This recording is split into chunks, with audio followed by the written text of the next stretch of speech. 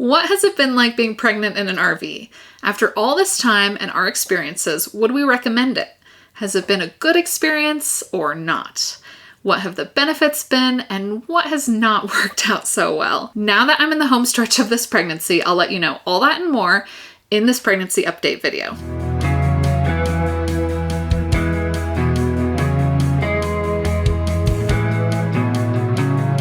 If you're new here, I'm pregnant with my third child and my first pregnancy in an RV. We didn't start full-time RVing until my youngest was 8 months old. So this has been an all new experience for us and one that we've enjoyed sharing.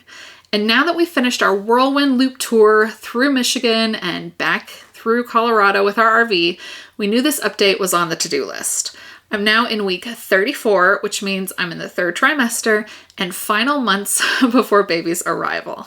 In fact, in a matter of days, I'll be within 1 month of my estimated due date.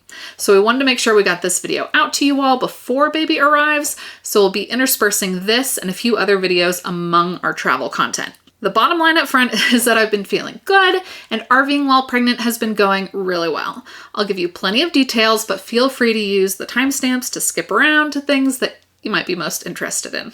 If you follow us on other social media platforms or read our YouTube community posts, you'll know that since our last pregnancy video, we found out that our baby is a girl. We're really excited, and we've also chosen a name already, but we're gonna wait to reveal it after she's here. We had fun doing a gender reveal video and pictures with pink ice cream hidden by whipped cream. So we love ice cream, of course our kids do, so it was a fun way to celebrate the news. We've also continued traveling quite a bit. If you've been watching our travel content, you know that. In many ways, our travel plans stayed the same as we described to you all in our pregnancy announcement video. We went from Oregon to Colorado to have a couple of my first appointments. Then our epic Michigan loop road trip from Colorado through Nebraska, Illinois, Indiana, Michigan, Wisconsin, Minnesota, North Dakota, and back south to Colorado. But we did change a few things, including skipping a trip to New Mexico and Texas while we were in Colorado last time, and rearranging our plans here in Colorado right now during the home stretch, which I'll go into more detail a bit later. So I really can't complain about how I've been feeling. Everything has seemed pretty normal for pregnancy. I'm thankful that nothing changed along the way or was discovered during any of my appointments and tests that maybe would put me in a higher risk category for pregnancy or have us change our plans. Everything has been pretty straightforward. And on that note, my appointments have all gone really well. If you recall, we chose to come back to the same location in Colorado for all my prenatal appointments, rather than finding new places each time I was due for a checkup on the road, which is another option that some people use. So we also chose to use the same midwife group that I used for our first two kids. So looking back, have I liked that approach of going back to the same place as we've done so far? And would I do it this way again? And for me personally, I would say definitely. And that might not be the right thing for everyone, but I have personally liked the ease of knowing where we're going to be going back to each time. I can schedule appointments in advance, and then I don't have to transfer and provide my records to new places, and I have the same care team throughout. Okay, so I wanted to talk about 3 benefits to RVing while pregnant. Number 1, continuing to be able to travel and do what we love. This is our life. It's our lifestyle, and we love it. And we're glad that we've been able to keep this up and integrate pregnancy right into it. I mean, just like we'll do when baby arrives. She's gonna fit right in and become a little traveler, a little adventurer right along with us. And we've been able to do this all while having the comforts of home the entire time, which is really nice anytime, but especially nice during pregnancy. So we're here to show you that it's entirely possible.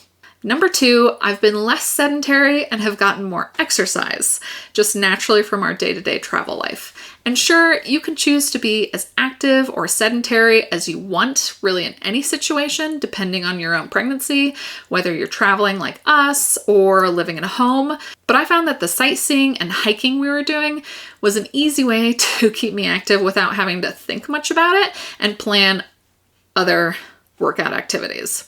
I do some other exercises in the RV as well. There's plenty of room in the living room back here, so that is also possible. Campgrounds are often nice places to walk, and getting out for a walk as a family or taking the kids to the playground or kind of try to keep up with them as they ride their bikes around is also another great way that I can get some exercise. And finally, lots of campgrounds have pools, and the pool that we're at right now is really nice. And it makes me wish that I had had a pool for all my pregnancies or taken advantage of the ones that I did have access to. And it makes me a little bit sad that the campground that we're headed to next does not have a pool. It's good exercise and a nice relief too, and it makes this big belly feel weightless for at least a little while. The third benefit is that there are lots of things going on, and that has made the time go by faster. I'm grateful that I enjoy pregnancy for the most part, but sometimes it just feels like it drags on, doesn't it? And with so much to do and keep busy, I can hardly believe that I am this close to the end. Like, where has the time gone? And I haven't felt like time is crawling, and I don't feel like I'm over it, at least not yet. It's not all benefits though. So what are some of the challenges to RVing while pregnant? So number one is it's more complicated. Compared to staying in one place and in general knowing what to expect, when you're traveling in an RV, you're moving frequently and you're always reacquainting yourself with your location and where to get the things that you need. So yes, that's RVing normally as well, but it can complicate things when you're pregnant. You're also in a smaller space, so moving around as you get larger and finding room for baby stuff as you prepare isn't always as easy.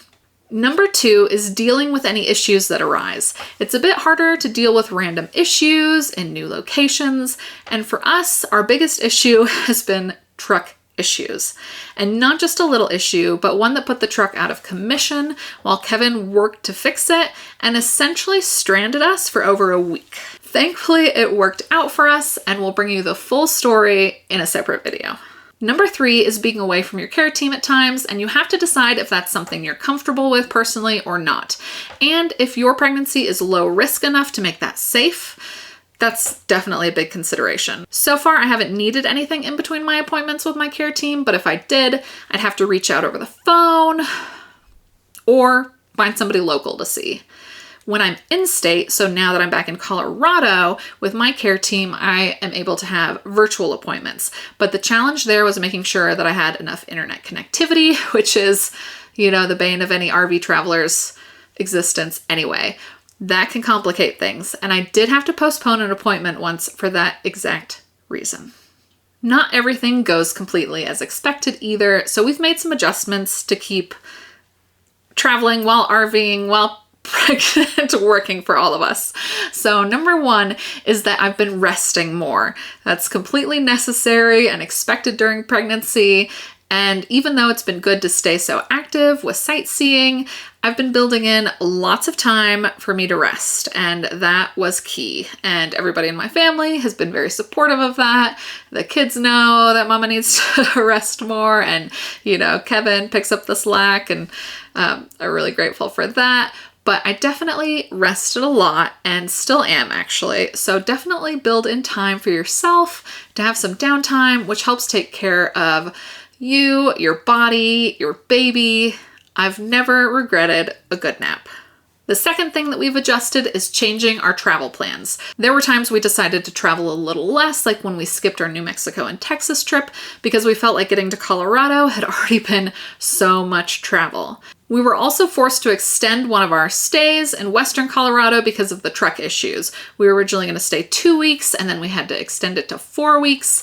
But in the end, we were grateful for that forced slowdown as well, even though we didn't originally plan it that way. And for the next several weeks coming up, we've decided that instead of heading to the Great Sand Dunes and Pagosa Springs, we'll head to one single campground that is not as far away for the last stretch before heading back to Denver to have this baby girl.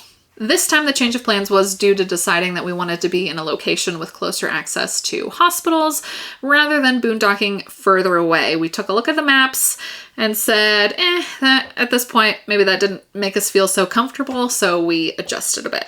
So stay flexible and change your plans when you need to. To wrap up, here are some rapid fire questions and answers. Do I think it's been a good overall experience? Yes, definitely. Would we do it pretty much the same way if given the choice again? Another yes, pretty much. What would we change? So we really didn't have a choice with how quickly we had to do our Michigan loop because of the timing of my appointments, but the pace was definitely a bit hectic and probably introduced more stress than we wanted at the time, even though it was wonderful and we're so glad that we had that experience. But if possible, we would have slowed that down a bit.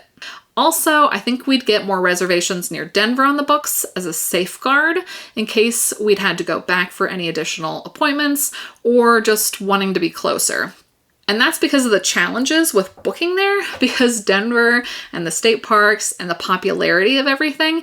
If we needed to go back there early now or at any other point, it would have been nearly impossible to get campsites, and definitely not for longer stretches.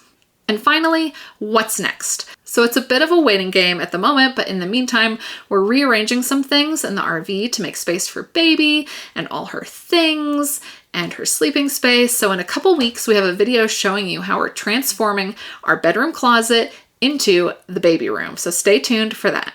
We would definitely appreciate everyone's good thoughts and prayers for the final few weeks and eventually labor, delivery, and recovery. And while we wait for baby's arrival, if you have any other questions about pregnancy, on the road, in an RV, please let me know in the comments. We'll see you next time. Bye!